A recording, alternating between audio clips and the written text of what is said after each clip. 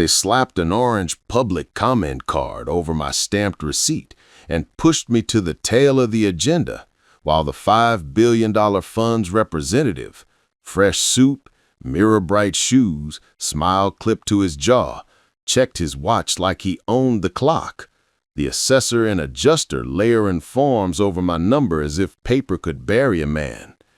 I stood with smoke-scarred hands, gripping an old folder under flags that didn't stir, the projector coffin, floor wax, and copier toner sharp in the air, and felt each small humiliation cinch the room tighter around my breath.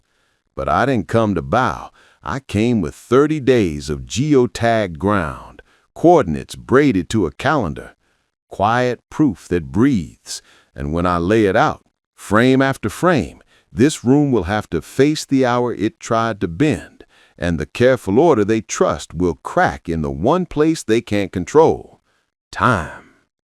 Before we continue, please subscribe and check in below. Where are you tuning in? If this hits home, share it so fewer elders carry this weight. They slid a bright orange card across the sign-in table and stamped public comment next to my name as if I had wandered in late, even though my receipt from the county clerk showed yesterday's date and the ink on the seal was still raised under my thumb. The receptionist didn't look up. The smell of floor wax and copier toner met me at the doors. The air conditioning rattled in the vents above the city flags.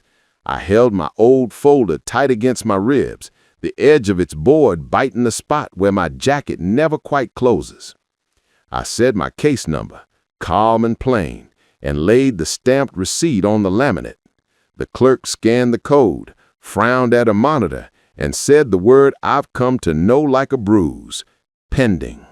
She slid the receipt back without meeting my eye and told me the item might be taken at the end, time permitting. Across the room, the representative from the $5 billion fund watched the clock as if he owned it. He had the clean lines of a new suit and the posture of a deadline. The county assessor sat 2 chairs away from the center, thumbs working a stack of forms like a deck of cards. He never shuffled to my number.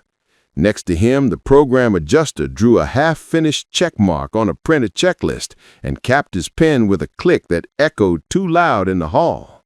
The adjuster's eyes slid past the receipt, past the seal, and landed somewhere behind me, as if there were always some other rule to chase. I know that look. It floats on clean policies and lands on a person like me. Ava sat 3 rows back, hands steady on her phone, screen brightness turned down to a soft square of light under her jacket. My granddaughter does not waste motion. She was counting agenda items the way you count breath when a doctor listens to your chest. She caught my eye and nodded once, small as a heartbeat. That nod settled something in my back.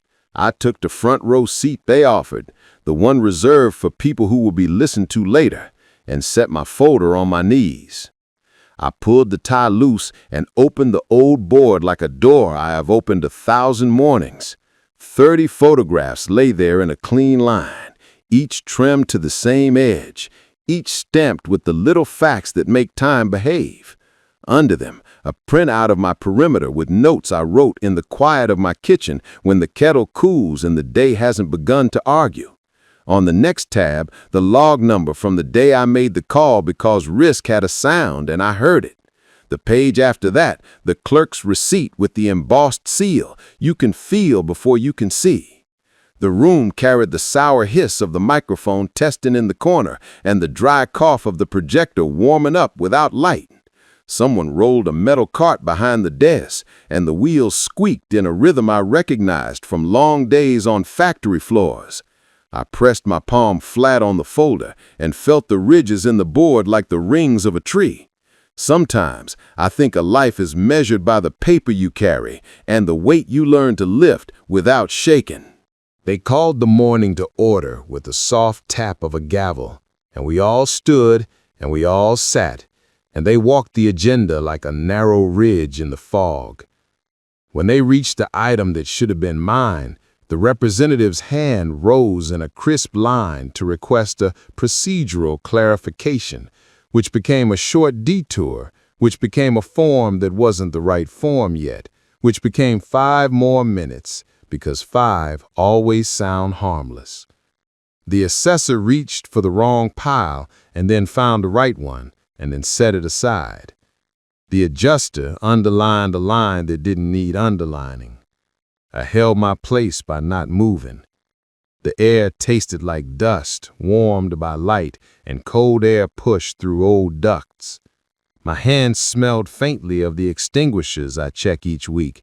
The powder never quite leaves the skin. I kept the first 4 photographs near the top of the stack. Day 1, day 2, day 3, day 4, like stepping stones leading exactly where I said they would. And each, the same corner of fence, the same cut line through the brush, the same yellow tag on the steel. Not a drama, a practice. The technician waved me to the side table near the wall, to pre-stage media. His voice was low and efficient, the kind you hear in a theater that runs on time. I set the drive where he pointed and slid the photographs into a side tray so it would be easy when the screen came alive. The projector hummed a little louder, then softer, a dog searching for a scent. On the other side of the dais, the fund representative leaned toward the assessor, lips close to his ear, and pointed to the schedule. The assessor nodded without looking up. Behind them, a trainee from the county clerk edged a cart through the side door, careful with a box taped in brown paper and marked with a fading seal. He parked just behind my row, checked his badge against the clipboard, and watched the dais the way a rookie watches a highway, eyes moving, hands still. I knew the seal by heart. It is the same waxy grain that pressed against my palm when I filed my protocol the morning after my call.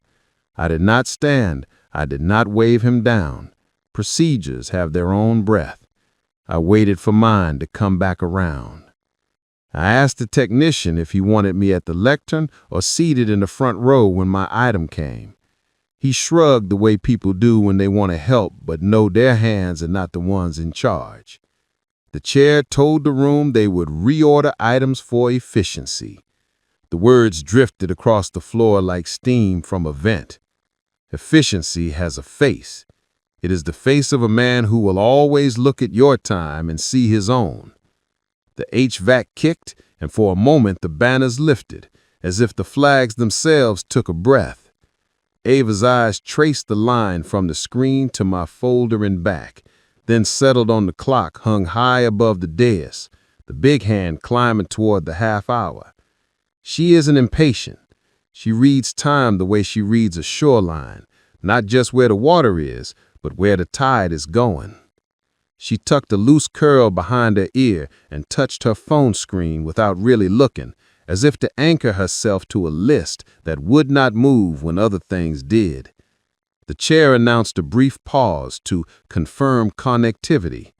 The projector warmed to a soft gray. The screen blinked once, twice. The technician reached for my drive with a nod that said we were finally in the part of the morning where proof has a place to stand. I lifted the first 4 photographs and set them at the edge of the table so the sequence could run clean. The fund representative straightened in his seat. The assessor put his hand on the wrong stack again. The adjuster clicked his pen, then clicked it once more.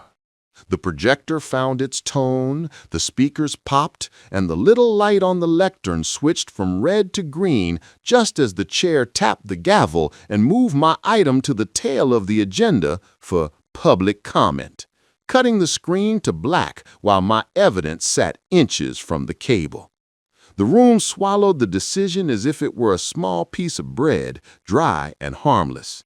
My item slid to the tail end of the agenda, and the screen went dark as if someone pinched the light.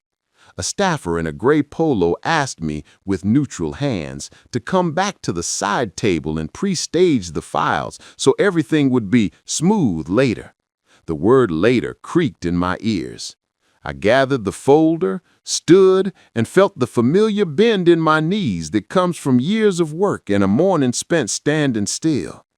The technician cleared a square of space next to a box of cables and coiled tape. I set my drive down and let my fingers rest along the edge, counting the ridges in the case the way I count breaths when a doctor asked me to. I slid the stack of printed photos into a neat column so the first 4 sat on top, day after day after day after day. The fence corner the same, the cut line the same, the tag on the steel the same. The air smelled like old carpet warmed by halogen and the faint vinegar of window cleaner drying on glass. Behind me, chairs scraped, papers shuffled, a gavel tapped somewhere further down the agenda. The fund representative drifted close enough to be a wall, his shoulder turning in such a way that the space between me and the cart narrowed by an inch. He did not touch me. He did not need to. The county assessor skimmed his checklist in shallow waves and stacked a form on top of my form and then called it housekeeping. The program adjuster drew a line through a line, and in that stroke, I saw the invitation to start over, to fill out a shape that wasn't meant for what I brought. Ava stepped into my periphery like a quiet shoreline. She kept her phone low, brightness soft, the camera roll already open to the folder we named The Night Risk Spoke Through the Ground. I could feel her steadiness in the way she stood. She has a way of breathing that lends a piece of it to you. She asked with her eyes if I needed water.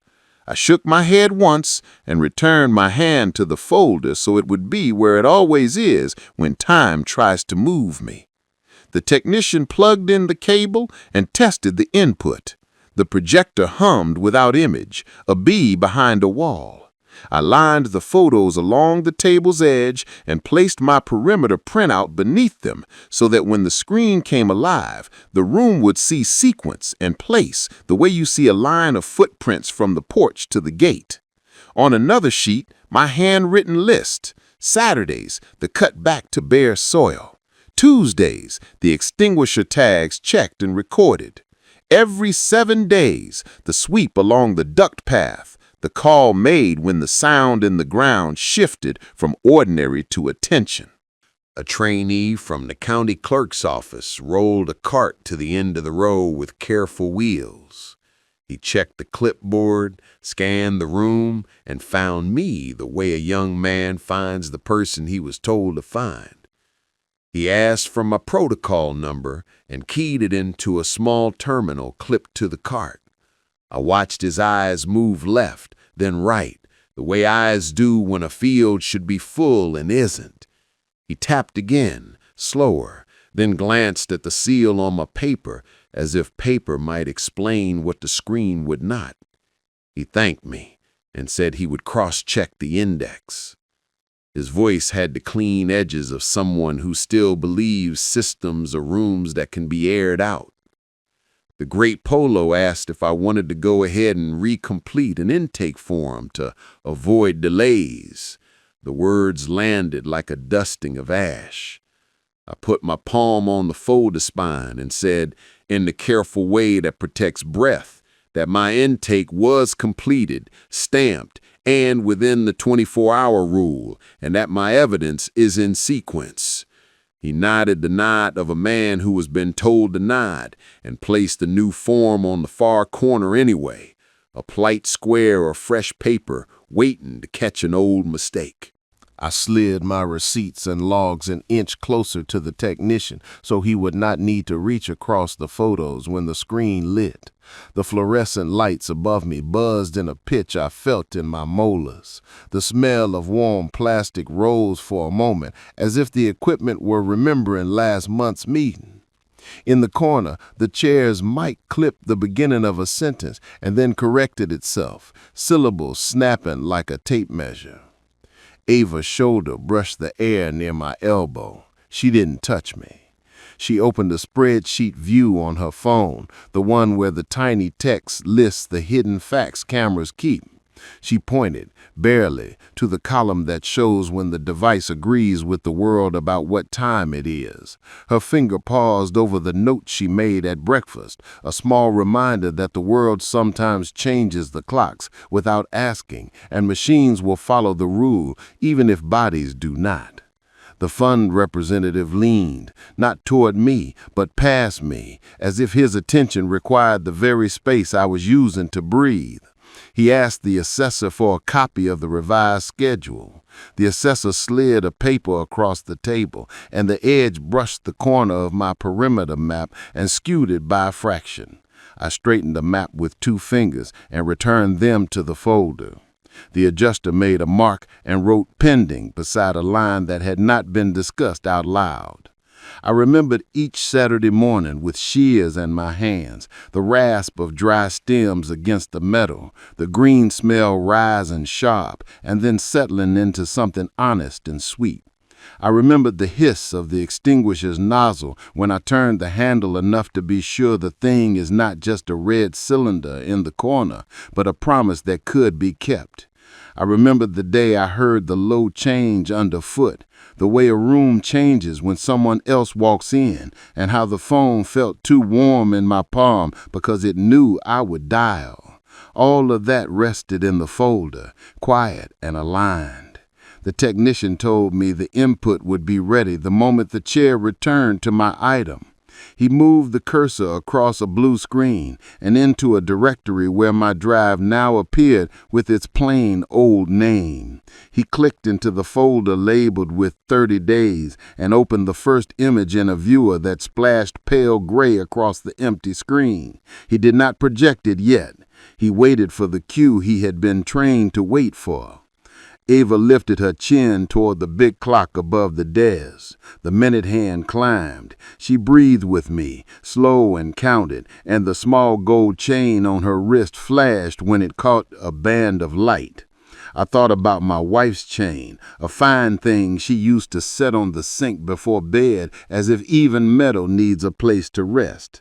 I felt the sore place under my thumb where the paper seal had pressed its little heel this morning, proof rising back through skin.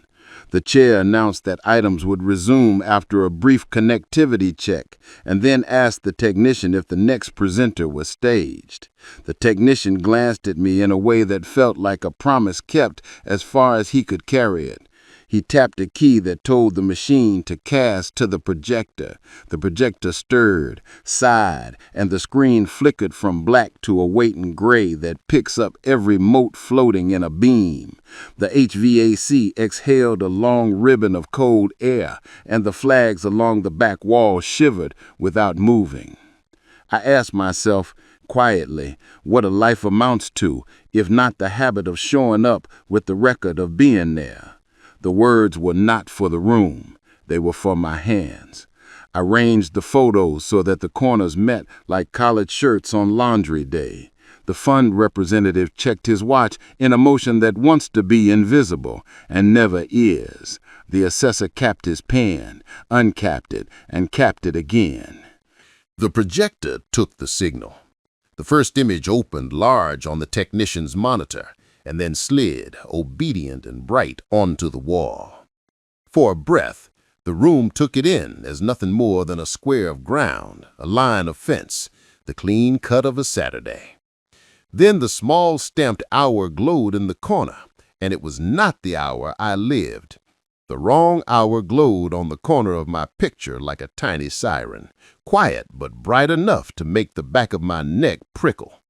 It was a neat blue number, crisp as a receipt, and it did not belong to the morning I had lived. The room did not flinch. Rooms like this are trained not to see the small ways a clock can lean. I placed my hand on the folder spine and felt the familiar ridge press into the soft place below my thumb. Breath in, breath out. Time is a tool, I reminded myself, and tools can be set right. I slid the top sheet from the stack, the checklist I wrote in my kitchen by the light of a lamp with a weak shade. 4 lines in my handwriting, steady and square. 1. Compare the device's embedded time to UTC and not to the house machine. 2. Cross-check with the county calendar for the month the clocks move. 3. Map the coordinates to the perimeter in sequence. 4. Request formal review under Section 4.2. I had penciled a small note under the first line. If house viewer shifts by daylight rules, subtract 1 hour. The pencil mark left a great tooth on the paper that felt like grit under my finger. Ava's shoulder was a warm shape at my edge. She brought her phone closer to the side table. The soft rectangle of the screen showing columns of facts a photo carries even when nobody asks it to. She tilted the phone so the technician could see without calling attention to it. The column labeled Time Zone Offset was a calm, unblinking line. I did not speak. I let the line lie there like a level bubble. The technician angled his head a fraction and adjusted a setting. Not projection yet, just the viewer's habit of telling the machine what hour it had to pretend it had. Across the aisle, the fund representative leaned into the shadow of a pillar and checked a watch with the small private motion of someone who has taught time to obey him. The county assessor made a little stack of forms that grew 1 page taller and then another, until my number disappeared under fresh paper. The program adjuster drew a square around a word on this checklist and underlined it as if ink could make a box real. I could feel their motion without looking at them. Pressure doesn't always press. Sometimes it arranges. I set out the evidence the way I have always set out a day's work. Everything reachable, nothing showy. 30 photos lined like fence pickets. The perimeter mapped just under the first row. Edges aligned so the corners met. The printed county calendar folded to the month that matters. A small star inked next to the day the clocks changed. The log number from the morning I placed the call when the sound in the ground turned low and new. The receipt with the seal that raised a small hill in the paper like land pressed up from underneath.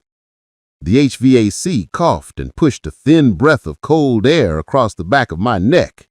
The microphone at the dais hissed as a hand brushed it. The projector, still pointed at Gray, exhaled heat you could smell, a soft plastic scent that sits in the throat. Under it all was the waxy tang of the floor polish and the tired sweetness of coffee that had waited too long. Every room has its weather. This one had early springs and late winters passing in the vents. I let myself remember the shape of the last 30 days because memory is how I hold a line when other hands try to pull it crooked. Saturdays, I walked the cut path back to bare dirt, bristles rasping on the shears, dry stems snapping clean, my boot heel pressing a faint print that became the reference point in every frame. Tuesdays, I held each extinguisher by its neck and checked the tag date, the metal cool and honest, the small twist of the valve enough to promise life without wasting it. The day the sound underfoot changed, a shift like a hum behind a wall, I put my palm to the post and felt it travel through the wood. I called, I wrote, I showed up at the clerk's desk within a day and watched the seal take shape as the press came down. A staffer in a gray polo floated up with a new intake form and placed it near my folder as if he were leaving a napkin under a glass. He said a later might be smoother if I would just complete this again, and the word smoother slid across the laminate like oil. I did not reach for it. My hand stayed where the record lived. Somewhere in my chest, a small motor turned over, the one that keeps going when you ask the third time for a thing you already handed over twice. Ava steadied me the way she always does, by letting me see her steadiness. Her thumb rested on the phone's glass, where the tiny letters spelled GPS latitude and longitude, numbers that do not respect hurry. She had already prepared a little view that nests the map under the numbers, and I knew from the tilt of her head she was ready to show that each image sits exactly where I said it sits. She is 16 and unafraid of systems. I'm old enough to know systems are animals and must be approached from the correct side. The technician, who has the air of a man who has learned to move without becoming a subject, opened the viewer settings and found the line that tells the program which time to trust. He hovered there as if the key was a stone that might sink in the wrong water. He didn't touch it. He could not touch it without a cue. Training is a form of chain.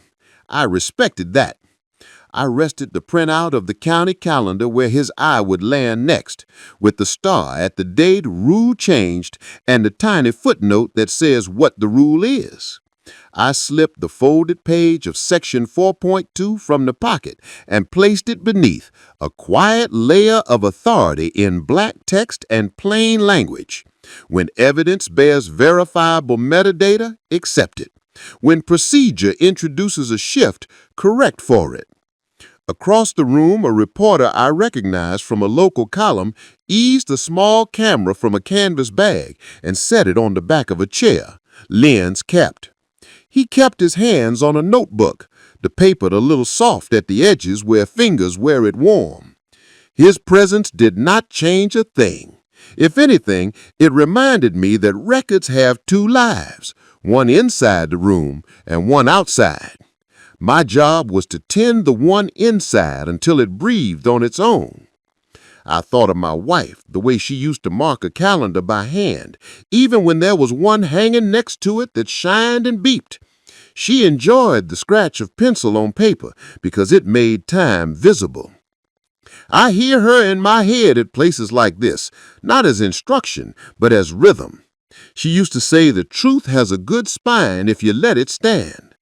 I kept my spine near the folder and kept my voice inside my throat where it could stay cool for when it would be needed. The chair cleared his throat and spoke in the smooth tone people use when they want to move a morning without holding it. He reminded the room of efficiency and the agenda's shape.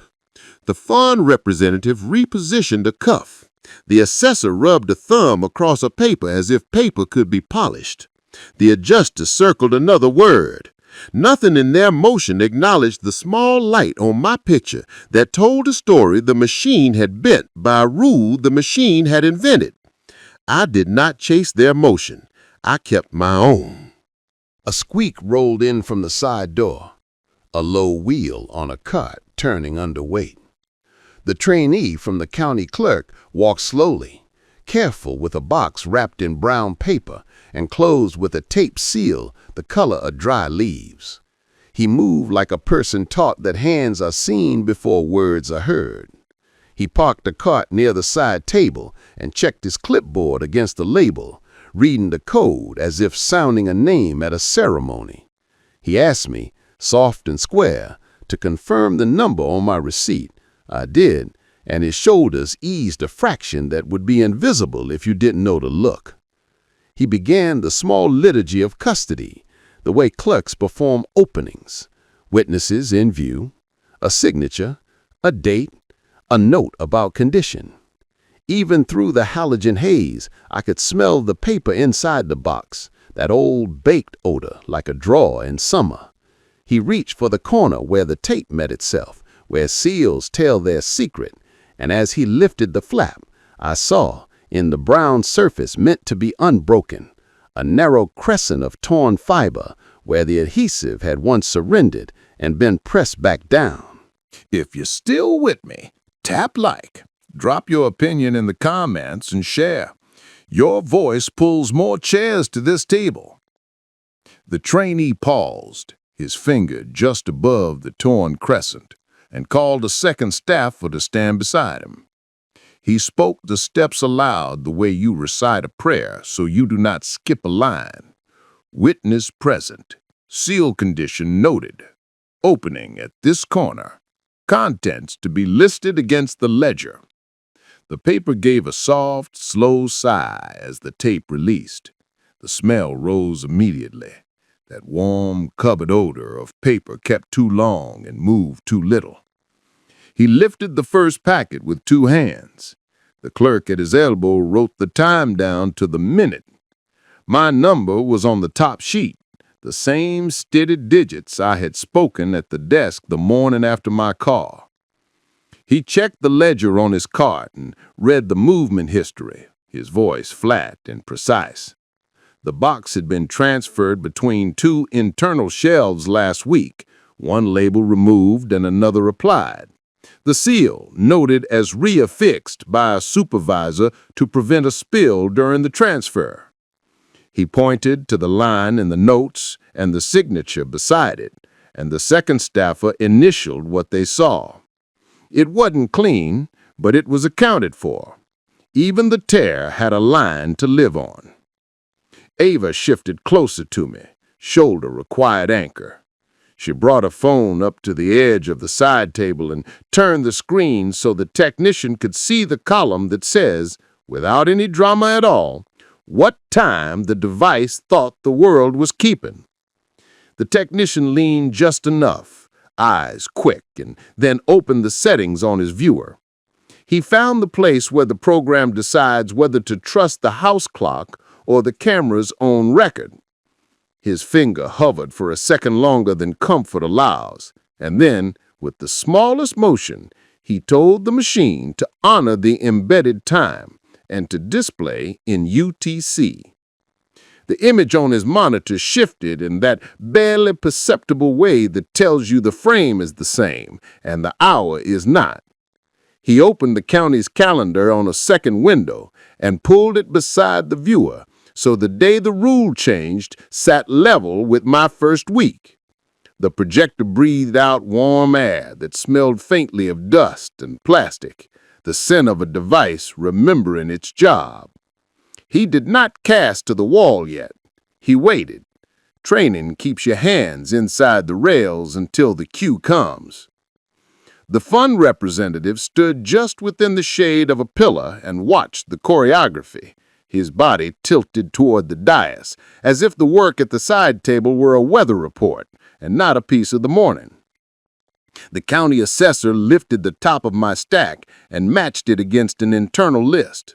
The top of his pen tapped his front tooth once, twice, then stilled. The program adjuster drew a box around a word on his form and underlined it as if ink could seal a fact more tightly than tape ever could. The chair's mic picked up the soft whistle of a breath, then settled. He asked whether the next item was staged, and the technician answered in the same neutral tone he used for everyone. Yes, files are prepped. I placed the printed county calendar to the left of the computer, the star I had drawn at my kitchen table sitting just beside the week where the small numbers do their half steps forward. I slid section 4.2 from my folder and rested it under the calendar page so both could be seen without lifting. The words on that page are simple. When evidence bears verifiable metadata, receive it. When a system introduces a shift, correct it before weigh-in. The trainee at the cot compared my receipt's raised seal to the registered image in the ledger and nodded to himself. He read the chain of custody notations to the clerk again, so the record would hold the sound of him saying it. The torn crescent was entered as previously documented, not newly found. The transfer between shelves recorded. The box's contents matched by title and count. He slid my packet into a clear sleeve and stood it upright in a shallow tray, the way you set a picture frame where you can see it without touching. A reporter 2 rows back kept his small camera capped and his notebook open. He wrote times, not opinions, and I felt a quiet gratitude for that kind of work. It puts a fence around a moment without making a show of it. The grate above us coughed, and a draft moved along the back of my neck like a damp cloth in summer. The banners trembled at the bottom hem. Somewhere behind the dais, a coffee pot clicked off. I let my mind walk the small staircase of my plan, one tread at a time, the same way you descend from a roof with an armful of shingles. Verify the time against the only clock that cannot flatter or insult. Align each image to the map of the ground I actually walk. Lay the calendar beside it so the room can watch the days move the way days actually move. Then ask, out loud, on record, for the procedure the program wrote for itself. A review at the table with the supervisor present. Not as a favor, as a rule. I asked to place section 4.2 on the dais so it would be in the same frame of view as the calendar and the viewer. The chair gestured to the clerk, who took the page and set it near the gavel block, where the wood is polished by years of hands. Ava's presence was a steady baseline near my right arm. She nudged the spreadsheet view to show in a single screen the coordinates and the timestamp and the file hash I had printed at home. The hash is a small, ugly string of characters, but I have learned to trust ugly things that do not change when they are looked at. The adjuster reached for the new intake form the gray polo had placed earlier and slid it an inch toward me without looking. I placed my palm flat on my folder and let the heat from my skin travel into the board. I said steady that my intake was already complete and within the 24-hour rule, and that we were here for the review the program manual provides. The chair nodded once, small as a hinge, and asked that the supervisor be called to the table. The supervisor arrived with the unhurried walk of someone who knows the shape of his responsibilities. He took a seat, read the short cover page, and then looked at the calendar, the section header, and the technician's settings. He asked the trainee to restate the chain of custody notes again, and the trainee did, eyes on the ledger and voice square. The supervisor said the words that keep a floor under a meeting. Let the record reflect the time source and the seal condition, and let the viewer display camera-embedded times adjusted to UTC. The technician nodded and kept his hands near the keyboard without touching it yet. The supervisor addressed the dais and said they would hear the sequence as a single presentation, mapping calendar visible beside each image, and that questions would come after the run. He turned to the clerk and asked that notes be made about the index problem that had hidden my number under fresh paper. The clerk wrote, pen scratching in neat rows that made a small music of their own. Ava's thumb hovered over the column headers like a conductor's hand, ready to settle the eye on any part of the data that tried to slip away. I felt the small weight of the folder ease in my arms, not because anything had been lifted from it, but because it was finally where it belonged. Not a private burden, not a thing I had to hold up in the wind, but a set of facts sitting among other facts with the light fully on them. The supervisor asked if I had any additional context before the presentation began. I said only that the sequence is complete, that the coordinates sit inside the perimeter I maintain, and that the call I made when the ground's voice changed was followed by a protocol filed within a day.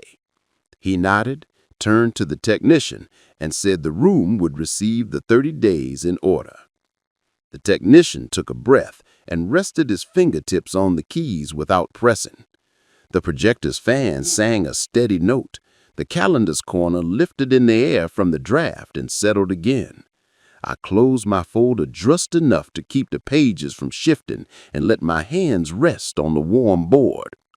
For the first time that morning, the room felt like it had a spine. I kept my eyes on the screen as the gray waiting field held still and the cursor hovered over the first file, and I felt the soft, calm click of the plan sliding into place. The technician pressed a key, and the waiting gray gave way to the first frame. The room settled into a single breath. My ground filled the wall, the fence corner, the clean cut into brush, a sliver of shadow telling the hour the way a sundial does when nobody narrates it. In the bottom corner, the corrected stamp showed the time the camera knew and not the time the house wanted. Beside it, the calendar block glowed with the proper day. The perimeter map rode along in a narrow column, the line of my boundary a steady thread. The projector's fan hummed like a box fan in a summer window, constant and low. The second frame slid in as if pulled by the first. Day 2 held the same gap in the fence, the same trim lip of soil, the same tag on the steel catching a piece of light. The room took the rhythm easily. Moments began to feel like footsteps. I could hear the scratch of the clerk's pen sink into the count, a small metronome setting the spine of the record. Ava shifted her weight just enough to ease her back, then stilled. Her phone angled to mirror the line that walked across the wall. The reporter's notebook made a soft paper sound each time he turned the page, not rushing, not lagging, just fateful. By day 7, the cadence found its proper stride. The Saturday cut recorded plain and patient, the perimeter sharper where Bramble gave up its claim. The Tuesday extinguisher check with the tag facing the camera, the stamped month and year, a small promise repeated. The calendar at screen left did its quiet work, a square moving forward without drama, days stepping from one box to the next. When the transition week arrived, the calendar's tiny footnote sat like a pebble beside the date, and the hour in the corner kept its honesty. The technician did not narrate. He didn't need to. The machine finally spoke the same time as the ground. Halfway through, the change I had felt under my boot lived in the image without any hand trying to amplify it. The soil bore a faint ripple where the duct line traveled. The brush leaned in a way it hadn't leaned the week before. The frame did not argue. It simply held the fact. The log number from the call sat on my printout beneath my hand, and the clerk wrote it into the minutes, digits steady, period neat.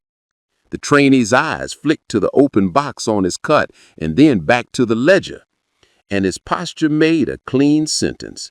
Custody intact, index amended, receipt matched. I watched the fund representative in the pillar's shadow see the room turn.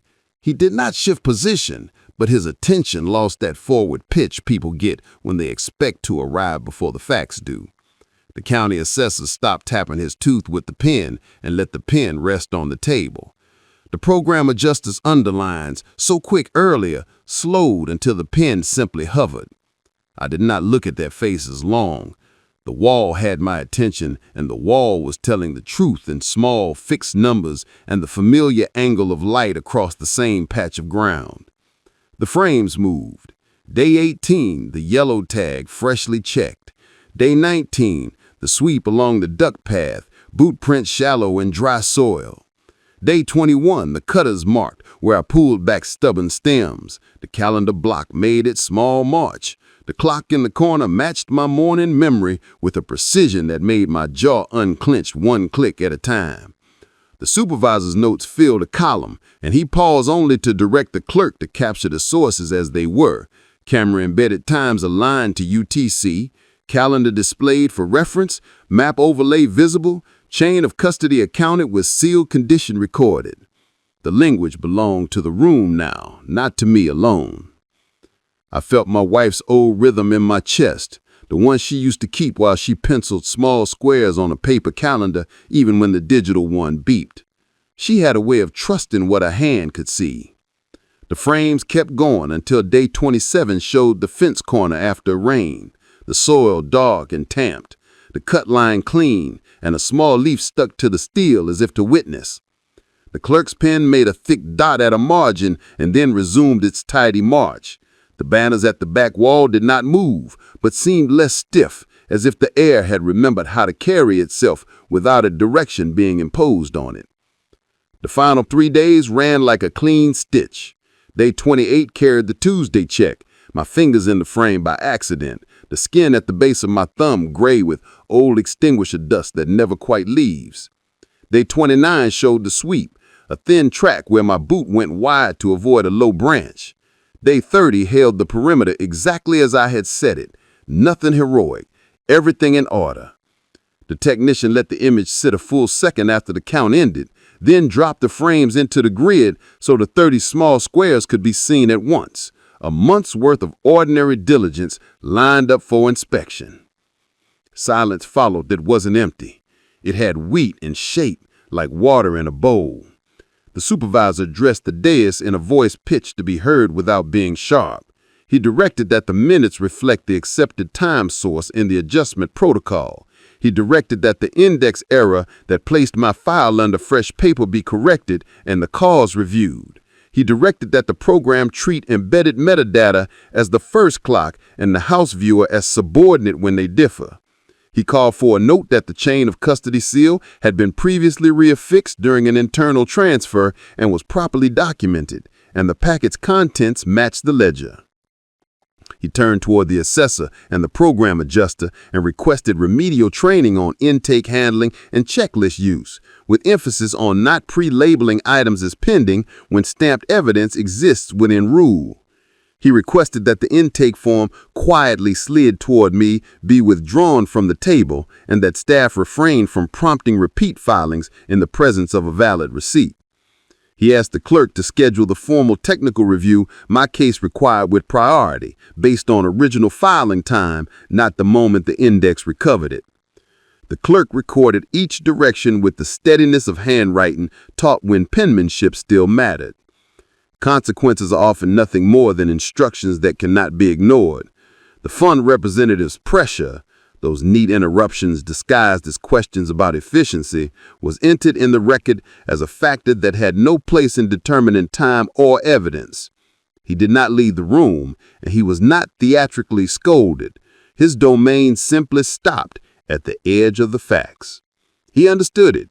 The angle of his shoulders acknowledged the line.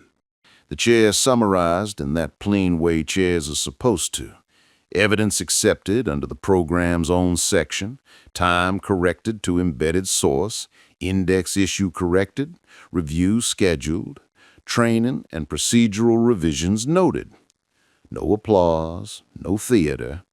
The projector fan purred on as if pleased with itself for doing nothing more than staying consistent. Ava let a small breath escape, the kind that doesn't carry sound, only warmth. Her phone screen dimmed a notch on its own, a tiny concession to a calmer moment.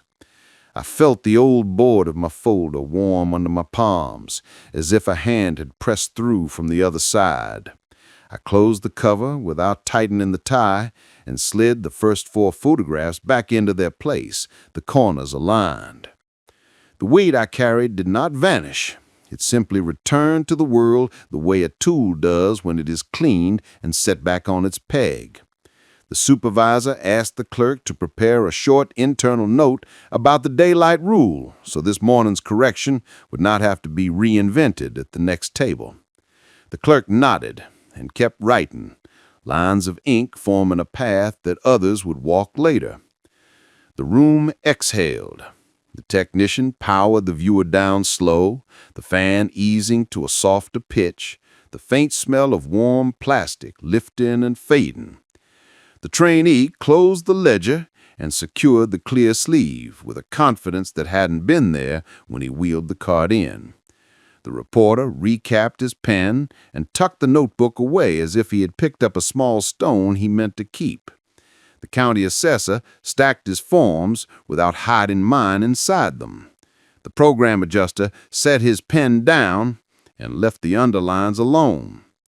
I did not lift my hands from the folder until the clerk finished the last line and placed the book's ribbon where the record should be. Peace is not a drum roll. It is the simple fit of a fact in the space that was always cut for it.